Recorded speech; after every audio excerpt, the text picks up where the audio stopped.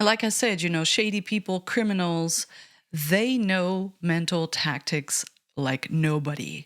They are so good at it. And you will see, in investigations and trials, you will see these figures that show up that are so good at confusing. They will tell very different stories. I've seen that again and again in trials and cases like that. You will always see that kind of people. But I'm telling you, I know that from personal experience, that kind of tactics is deliberate to try to confuse people. We are all manipulated in so many ways that we don't even realize. And even if we are aware that those tactics exist, we still can't help it.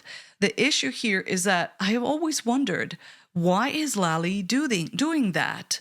Well, the thing is, it was so irritating. And by the way, when you react in a very strong way, there's something happening there. And I was having a visceral reaction to the way that he was behaving. I have been triggered several times during this trial, and I know why. There is something inside of me that is yelling red flag.